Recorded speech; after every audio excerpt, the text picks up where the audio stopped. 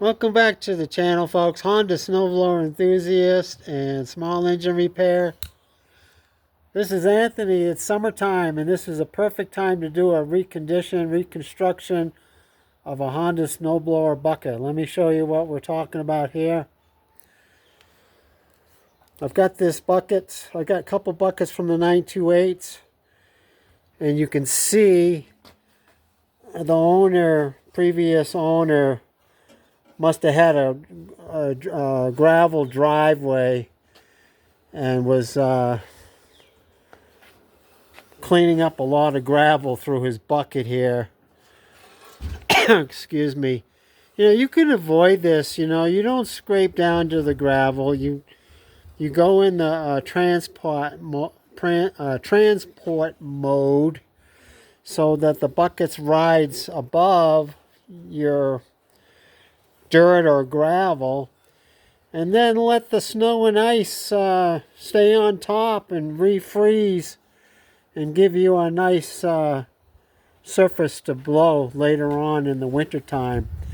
It's a real shame too, because I see this all the time where this part of the bucket's damaged, but look at the bottom of this bucket. It looks practically brand new.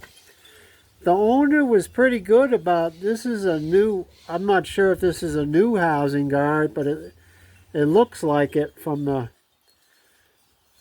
adjustment here. And the skid shoes are in almost new condition. They're not worn very much. So the owner kept good adjustments on the skid shoes and on his housing guard. If you look inside here, I mean, it's pretty good condition. So it doesn't need a lot of work here. It's a pretty good bucket to start with. And let me show you the donor bucket now. This is probably a commercial used Honda. It's really damaged, really worn down on the sides, and on the back here it's worn down like at least a half an inch. This is broken. It's been re-welded for the skid shoes. And there's been problems with the support here. The support came loose and was re-welded. And you can see here, this is where your impeller bearing goes, and it's all wallowed out. So the impeller bearing was practically gone.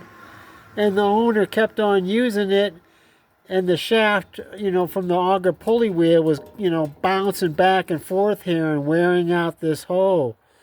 So this bucket, I mean, I could probably recondition it, but to me it's just more trouble than it's worth. The sides are worn down, but the drum itself is in pretty good condition, and that's what I want. I want the drum. So I'm going to show you, this is probably part one. I'm going to show you what I'm going to do. And then as I do it, I'll have future videos on this, on the actual work that I'm doing to it. First thing I'm going to have to do is remove the housing guard and the skid shoes, which only takes a few minutes. I'm going to have to remove this support on both buckets. Now you can see where I took my Sharpie. These are rivets right here, and I'm going to drill them out. I'm going to drill the holes out, drill the rivets out on both sides, and then I can pry this support. You can see there's a tack welds right here. I can grind the tack welds off, and after I drill out the rivets, I can pry this off. I can pry the support off. I've done this many times. It's time consuming, and most of you welders and fabricators know the preparation work is always a lot more than, don't want to fall this off the table here.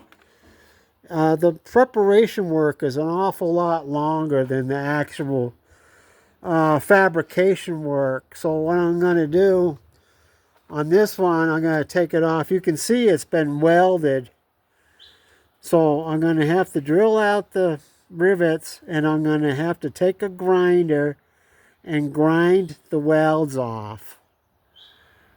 There's some tack welds right here, but this has all been welded up. It's going to have to be grinded down. The welds are going to have to be grinded off, and then I can take the support off, okay? Now, after I've done that, go back to my bucket, which I'm going to reconstruct. I'm going to have to cut out this bad metal right here all the way around. You can't, it ends right here where your chute goes, and then it goes all the way around. The damage is all around the drum. So I'm going to have to cut out the whole middle part of this drum. And then I'll do it on this side too.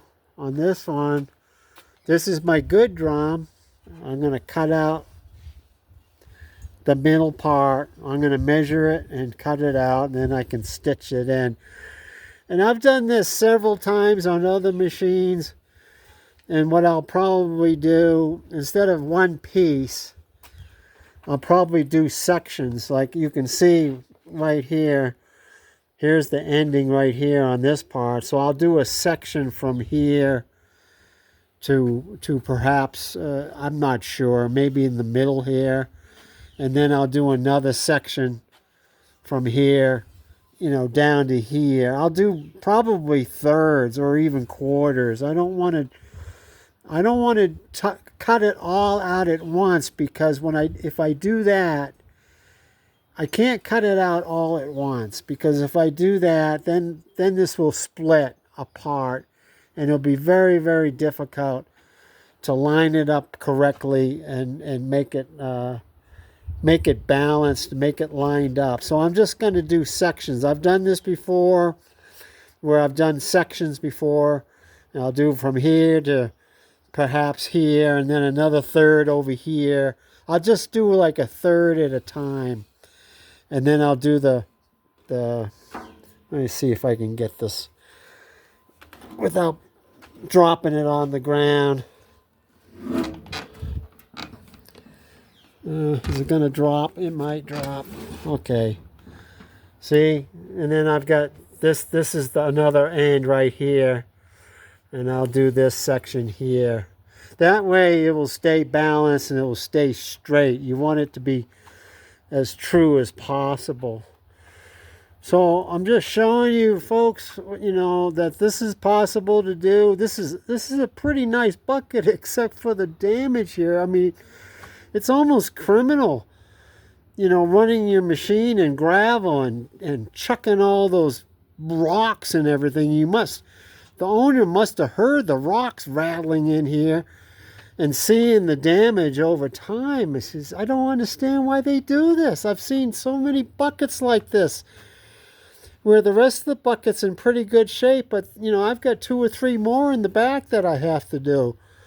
And this bucket here, I can almost guarantee you this came off a commercial machine, you know, some company machine. It was used 10 hours a day during the snowstorms, and they just, you know, they fixed it as they went along with these welds, and you know, just try to keep it going. They weren't too concerned about keeping the skid shoes properly adjusted or the housing guard adjusted, so you got a lot of wear down right down here. It should be about a ½ an inch past.